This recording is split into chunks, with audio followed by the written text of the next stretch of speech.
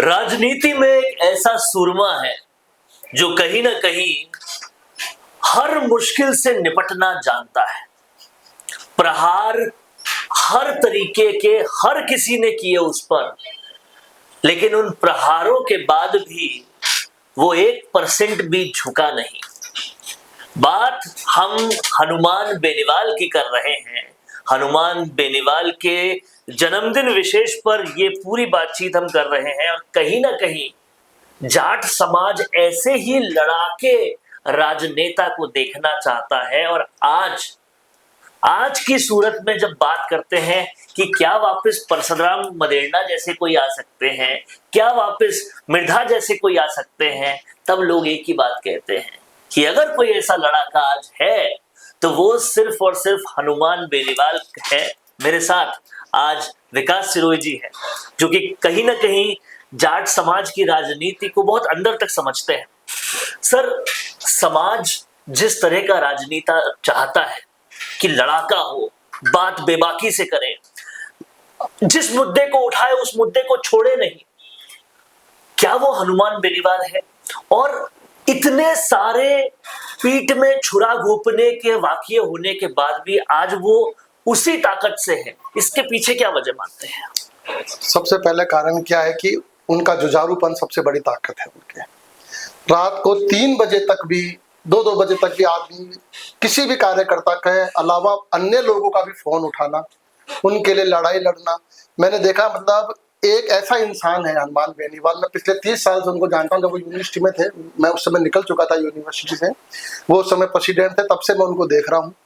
मैंने उस आदमी की सबसे बड़ी क्वालिटी ये देखी है कि संसद से लेकर अपने गाँव से संसद तक, और संसद से लेकर जयपुर तक, और जयपुर से लेकर नागौर तक, ऐसा कोई जगह नहीं है जहाँ लोग उनको पसंद नहीं करते। और अब तो पूरे इंडिया में, अभी तिरुपति जी गए थे, आपने देखा होगा। बिल्कुल बिल्कुल। तिरुपति जी में क्या स्वागत हुआ उनका। साउथ के अंदर एक छोटे नेता का इतना बड़ा स्वागत होना, मैं कह रहा हूँ बड़ी बड़ी नेशनल पार्टियों के नेताओं के इतने स्वागत नहीं सर, होते। आपने बात तिरुपति की तो उनका एक इमोशनल पहलू वहां सामने आया। वहां वो रुआसे गले से एक बात कह गए कि मैं जिस दिन चला जाऊंगा ना, तब तुम्हें मालूम चलेगा कि तुमने क्या खोया है, और मेरे जैसा नेता सिर्फ फिल्मों में मिलता है। तो कहीं ना कहीं वो वैल्यू, एक बड़ी आहत उन्हें पहुंची थी जब उनकी धर्मपत्नी हारी थी। तो वो वैल्यू आपको लगता है कि कुछ वक्त के लिए लोग भूल गए थे, जो अब शायद वापस पता चल रही है? देखो क्या होता है, कई बार दूसरे लोगों को लगता है कि सामने वाले में कुछ कमियां हैं, लेकिन वो ये नहीं समझ पाते हैं कि भाई एक इंसान कितना काम करेगा। आप देखो, कांग्रेस पार्टी कितना बड़ा संगठन है, बीजेपी कितना बड़ा संगठन है। आप बताओ, उसके पैरेलल एक संगठन को खड़ा करना, मतलब जैसे और संगठन होते हैं उनके अध्यक्ष उपाध्यक्ष बहुत होते हैं, समाजों के होते हैं, नेता खूब होते हैं, खूब लोग घूमते हैं, लेकिन एक बार बताओ, इस इतनी बड़ी पार्टी के रूप में पूरे राजस्थान में राष्ट्रीय लोकतांत्रिक पार्टी का वो अध्यक्ष है। एक बार बताओ, कोई आदमी आपको ऐसा मिला जो इस पूरे राजस्थान में जिसने इस तरह की पार्टी बनाई हो? इतने बड़ी पार्टी को चलाना, संगठन को चलाना, और सबसे बड़ी बात, जिनको आगे बढ़ाते हैं, जिनको साथ रखते हैं, थोड़े समय बाद उनको छोड़ देते हैं। जैसे उनको कुछ नाम और फेम मिलता है वो छोड़ देते हैं। उसके बाद में इतना मैनेजमेंट करना, इतने युवाओं को साथ रखना, उनकी बातों को सुनना। 36 कौम के लिए रात को 12-12 बजे भी आप सुनिए, जैसे कई लोग आपने देखे होंगे जो उनको छोड़ के चले गए, है ना। और दूसरी बात, चुनाव के टाइम पे खींवसर में कितना काम कराया है, अकेले सांसद है पूरे देश में, उसके बावजूद भी बीजेपी हुई चाहे कांग्रेस हुई, कांग्रेस के सेंट्रल लेवल के लीडर हुए, राजस्थान के। सर, प्रधानमंत्री ग्राम आवास योजना का सबसे ज्यादा बजट नागौर में आया था। अब बताइए क्यों आ रहा है? इसका मतलब कितनी क्वालिटी उस आदमी के अंदर, कितना संघर्ष करता है। विश्नोई जी के लिए देख लो, चाहे देख, अच्छा बीजेपी से उन्होंने वो करा, एनडीए से करा ना, लेकिन किसानों के मुद्दे पे दिया ना त्याग पत्र। बिल्कुल, कांग्रेस को सभी करते हैं, उसके बावजूद भी, आलोचना करने के बाद भी सारे काम करवा रहे हैं वो। ये कितना बड़े जज्बे की बात है। रीढ़ की हड्डी होनी चाहिए ये कदम उठाने के लिए कि देश के सबसे बड़ी ताकत बन रहे हैं नरेंद्र मोदी, आपने उनको छोड़ा किसानों के मुद्दे के लिए, और आज तक उस बात पे आप अड़िग हो, और आलोचना भी करते हैं लेकिन काम भी कराते हैं। ये कॉम्बिनेशन बहुत कम मिलता है। बट सर, मैं आपसे एक चीज पूछना चाहता हूँ कि बचपन में कहानी सुनी थी कि चींटी बार बार चढ़ती है, गिरती है, फिर चढ़ती है, फिर गिरती है, फिर चढ़ती है, फिर गिरती है, लेकिन इंसानों के साथ ऐसे नहीं देखते, उनके हौसले पस्त हो जाते हैं। आप देखिए उमेदाराम बेनीवाल, जीरो से खड़ा किया उस आदमी को बाड़मेर में। उस आदमी ने षड्यंत्र पूर्वक हरीश चौधरी ने उनको कांग्रेस में ले लिया, वहां से भी नहीं टूटे। रेवत राम डांगा, जिसको शुरू से उन्होंने बनाया, वो किस्सों में बताते भी है कि एक वक्त पर ऐसा था जब बस साहब मिर्ची बड़ो खवा दो तो ही बहुत है, वो आदमी आज उनको दगा दे गया। उसके बाद भी दूसरा थान सिंह डोली खड़ा कर दिया बाड़मेर में, और बढ़ाते जा रहे हैं खिवसर में वापस अपना संगठन। ये मोटिवेशन कहां से आता है? सुनिए सर, श्री कृष्ण का सुना है ना आपने? श्री कृष्ण ने कभी नहीं कहा कि मैं भगवान हूं, है ना? और भगवान मानते हैं अपना, क्यों मानते हैं? उनके जाने के बाद सब उनके काल में श्री कृष्ण को किसी ने भगवान माना? सारे दुश्मन थे ना, सब दुश्मन थे। जरासंध देखो तो, दुर्योधन देखो तो, उसका जो सगे जो बुआ के लड़का था वो शिशुपाल, उसको देखो तो हर आदमी उनको दुश्मन था। इतने दुश्मनी होने के बाद में भी इतना अपने आप को डेवलप करा, अलग नगरी बसाई, द्वारका बसाया, सारे राक्षसों का नरसंहार करा, वो भी तो अकेले थे, मानते हो? बिल्कुल अकेले। तो आप एक बात बताइए, उसके बावजूद में जिस आदमी ने जो गलत काम, उनको छोड़ के भी बहुत लोग गए।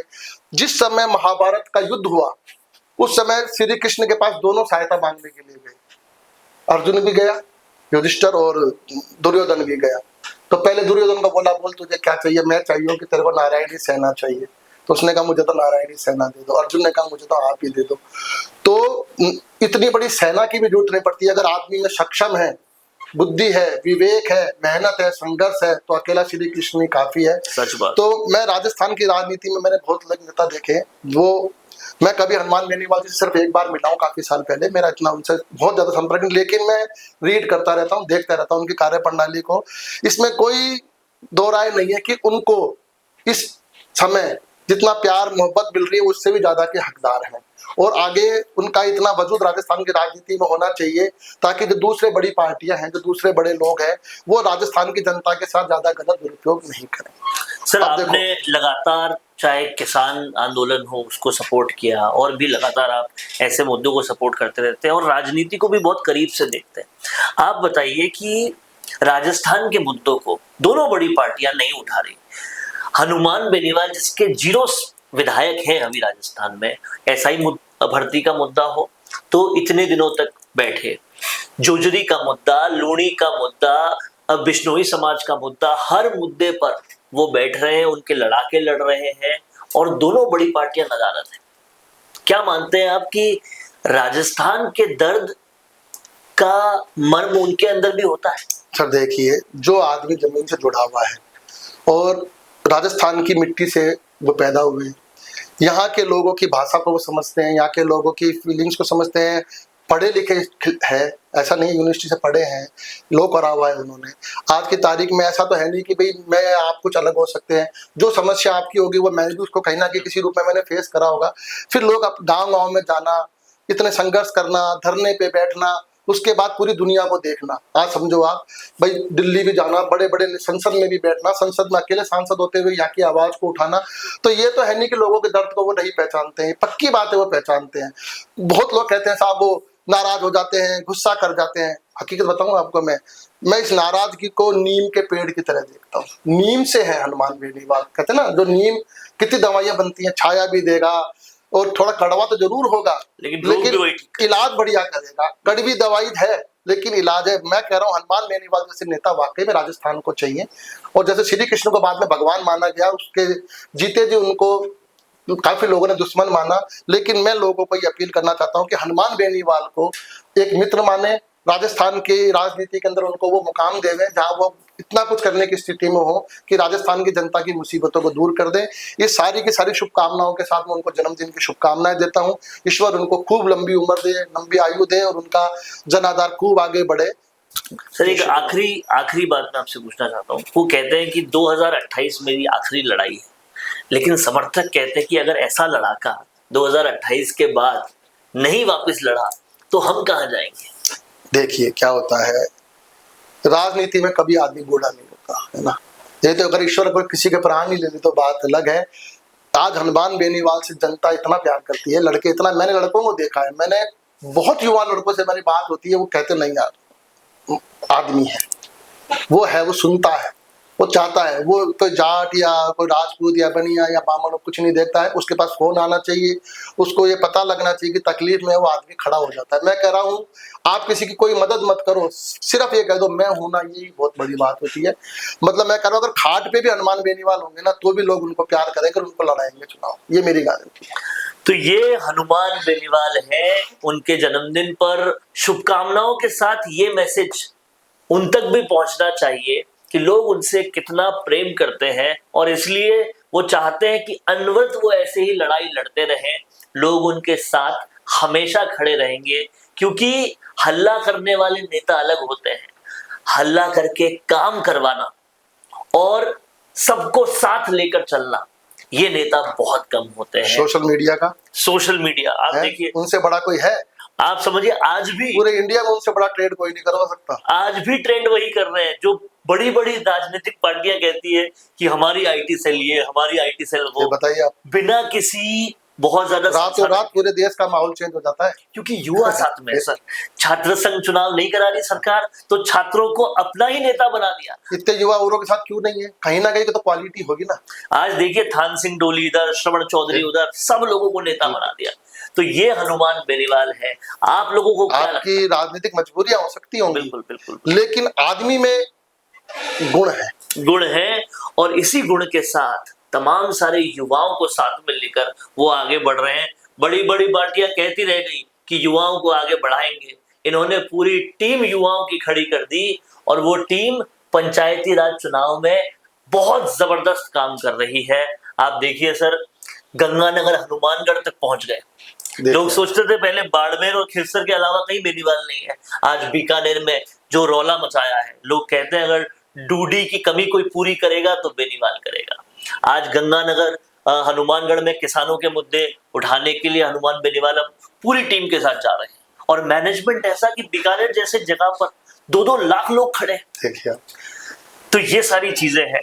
आखिरी मैसेज सर हनुमान बेनीवाल के लिए? बस आखिरी मैसेज ये है, हम ईश्वर से प्रार्थना करते हैं और राजस्थान की जनता से अपील करते हैं कि एक ऐसा नेता जो आपके लिए सुख दुख में खड़ा है, गर्मी में बरसात में हर तरह से आपके साथ है, उसको आगे बढ़ाइए, उनको मौका दीजिए ताकि वो आपके हर काम के अंदर मदद कर सकें। और जन्मदिन की बहुत बहुत शुभकामनाएं। तो ये थे विकास सिरोही जी, विकास मित्र परिषद, विकास फाउंडेशन के कहीं ना कहीं करता धरता और हर मुद्दे पर सोसाइटी में जहां जरूरत है विकास जी खड़े हैं और राजनीति में अगर कहीं जरूरत है तो हनुमान बेनीवाल लोगों के लिए खड़े हैं। इसी मैसेज के साथ आप क्या कहना चाहेंगे इस वीडियो पे कमेंट बॉक्स में लिखते जाइए।